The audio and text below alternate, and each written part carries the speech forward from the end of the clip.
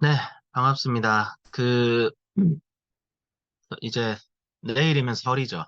네, 그래서, 전도 붙이셔야 되고 참 힘드실 것 같다는 생각이, 가끔 들어요. 그래가지고, 저는 그냥, 요즘 이제, 저희 같은 이제 사람들은 좀 이제 약간, 그런 정성보다는 효율을 중요시해가지고, 그냥 시켜 먹읍시다. 막 이렇게 나오고 있는데, 아직은, 예, 제 의견이 별로 안 통하는 것 같아요. 어쨌든, 어쨌든 뭐, 부쳐 먹든 사 먹든, 이제, 참 설에 가족들이 모여서, 저희 가족은 이제, 보통 설에 조상님께 제사 지내고 그러잖아요. 우리나라는 전통적으로. 근데 이제, 저희들은 이제 제사를 지내진 않죠.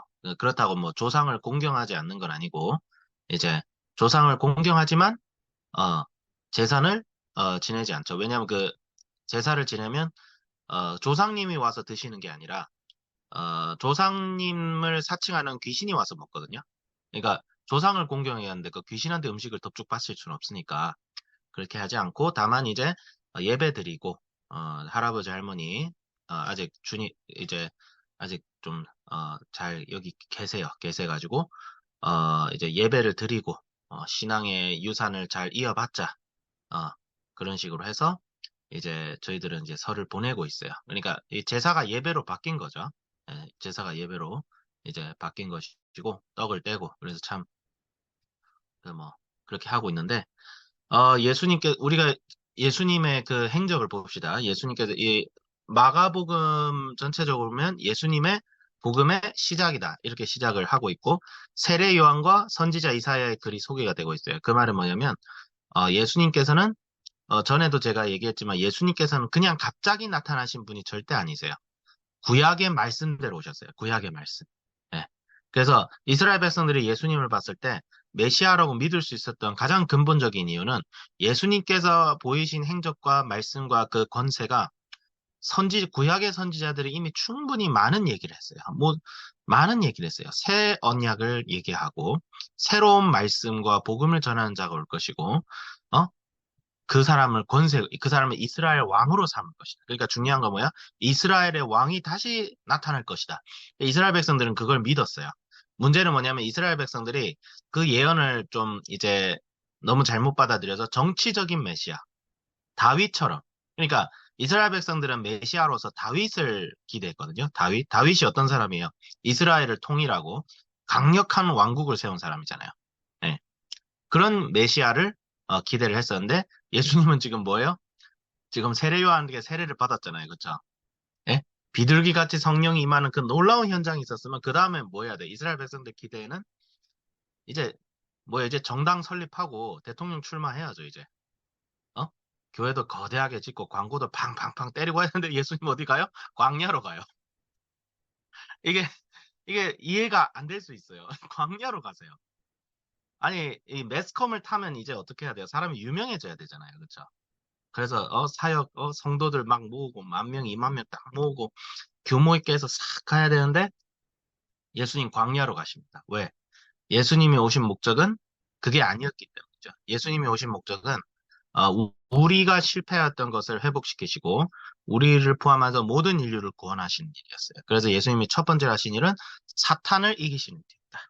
광야에서 40일간 굶주리십니다. 이 마가복음에는 잘 나오잖아요. 마가복음에는 포커스가 그게 아니라 예수님의 천국 복음 전파와 제자 사역에 포커스가 맞춰져 있는데 다른 복음서를 보면 예수님께서 40일간 굶주리시고 사탄에게 시험을 3번 받으시죠.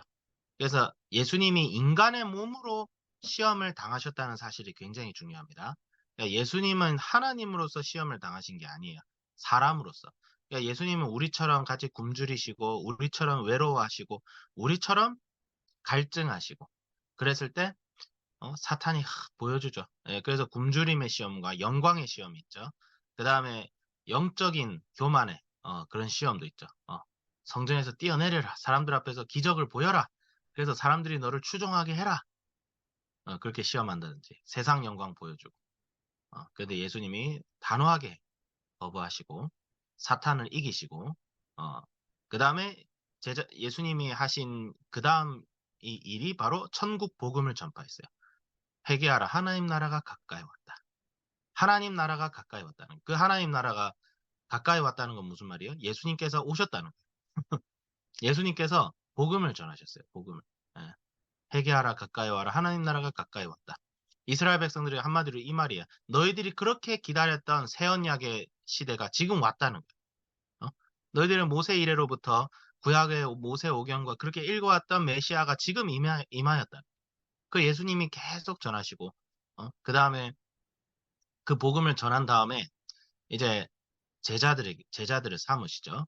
그래서 이 제자들을 삼고 제자들을 예수님이 부르심에 힘입었을 때, 그러니까 하나님은 우리 모두를 사실 부르십니다. 부르시고 각자의 영역에서 하나님의 일을 하도록 하시는데 제자가 될 자질이죠. 제자가 될 자질은 한마디로 이거가 거의 90%예요. 그게 뭐냐면 부르심에 적극적으로 응답하는가. 네, 부르심에. 부르심에.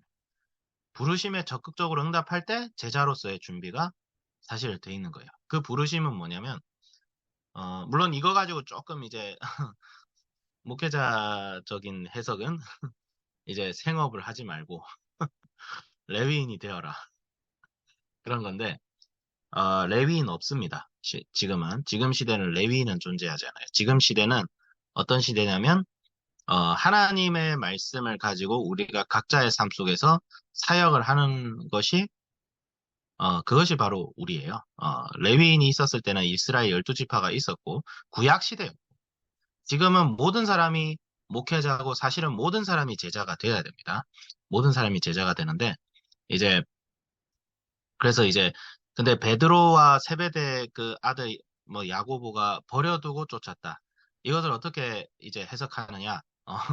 진짜로 뭐 버리는 사람도 있겠죠. 근데 이제 여기서 우선순위를 얘기하는 거예요. 우선순위. 우선순위. 우선순위가 예수님이냐 아니면 돈이냐? 어, 그런 거예요. 그런 거예요. 오히려 예수 그리스도를 믿고 다른 사람은 생업에 충실하게 돼 있어요. 충실하게 돼 있는데 물론 하나님께서 부르셔가지고 선교사가 된다든지 뭐 이제 목회자가 되는데 교회를 전적으로 운영하느라 이제 생업을 할 수가 없는 그런 목회자도 있겠죠. 그런 목회자가 된다든지 그것도 부르심이에요. 거기에도 적극적으로 응답하는 게 맞지만 아, 여기서는 우선순위를 얘기합니다. 하나님 누구를 위하여, 이젠 누구를 위하여 살아갈 것인가? 나는 전적으로 하나님께 순종하겠다. 그래서 대천덕 신부님도 그런 얘기를 했어요. 하나님의 뜻을 알지 못하는 것은 하나님께서 하나님의 뜻을 보여주지 않아서가 아니고 내가 하나님의 뜻에 전적으로 순종하겠다는 결단이 없어서다. 그런 얘기를 하셨어요. 근데 그게 점점 생각해보니까 맞는 것 같아요. 그러니까 사람들은 하나님의 뜻을 얘기할 때 하늘에서 뭔가가 보여주길 기대해. 뭐 우르릉 꽝꽝 해가지고 내가 너를 지명하여 불렀나니. 자꾸 사도 바울 경험을 하고 싶어요. 다메섹 도상에서 눈이 좀 멀어야 되고 눈이 멀면 안 되잖아요.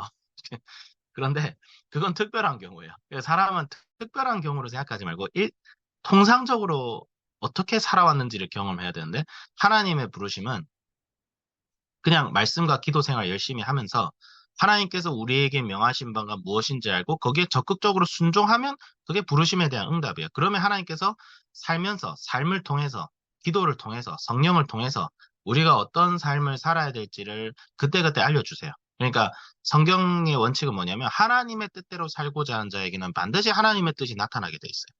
알게 돼 있어요. 말씀과 기도를 통해서. 아, 내가 이렇게 살아야겠구나. 그러니까 기도와 말씀과 성령으로 하나님께 순종하면서 나아가면 반드시 그 안에 선한 열매들이 맺어져요. 그래서 이제 부르심이라는 것은 내가 무엇을 해야겠다에 대한 부르심이 아니라 내가 지금부터 어떤 정체성을 가지고 누구를 위하여 살아가야 될 것이냐 거기에 대한 부르심. 예, 그게 부르심. 누가 나타나가지고 너 직장 그만두고 나를 따르 그게 아니라는 거죠. 예, 그런 경우가 있을 수도 있어요. 있을 수도 있지만 통상적으로 부르심은 그런 게 아니라는 거예요. 예, 이걸 절대 이게 이제 오석을 하면 안 되고, 그래서 저도 이제 오늘 이제 말씀을 보면서, 제자들, 물론 이제 이게 비하인드 스토리가 있어요. 다른 복음서하고 비교해보면 이제, 베드로는 예수님을 처음 따랐다가, 예, 토꼈어요. 도망갔어요. 베드로, 그래서 누가복음에 보면 이제 그 배를 대라 그 에피소드 나오잖아요. 그 베드로를 부르심에 대한 에피소드가 좀 다르거든요. 그게 뭐냐면 시간차가 있어요. 시간차가 있는데 복음서마다 하나만 기록하고 하나는 기록 안 하는 경우가 있는데 이제 이 주여 나를 떠나서 나는 죄인이다. 죄인입니다. 그 베드로가 그 얘기를 누가복음에서 하거든요. 그게 그거에 왜 그러냐면 한 번 톡겼거든. 한 번 톡겼어. 그 예수님이 다시 나타나서 그 복음을 전한 다음에 야 저기 배로 가서 그물을 던져 물고기 잡아라 했거든요. 그게 뭐냐면 야 네가 잘하나 내가 잘하나 얘 내가 물고기를 잡아도 내가 더 잘 잡지 임마 네가 뭘 잘한다고 토끼냐. 약간 저는 그렇게 해석이 되어지는데 중요한 것은 아, 하나님 나라를 구하는 자에게 모든 것을 더하여 주신다는 것이죠. 그래서 그러니까 부르심에 대한 응답은 내 마음의 자원에서 나오는 거예요. 절대 내가 싫은데 하나님이 강제하실 분이 절대 아니에요. 그거를 기억하시고 근데 하나님께서 부르실 때는 반드시 우리 마음에 강력한 동기를 보여줘요. 그런 게 분명히 있습니다. 예.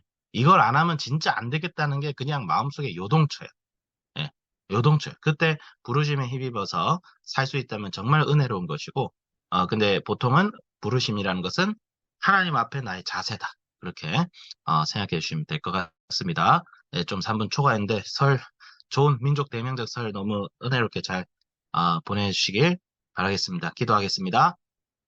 하나님 아버지 주여, 주님께서 인도하여 주시고 주님께서 함께하여 주시옵소서.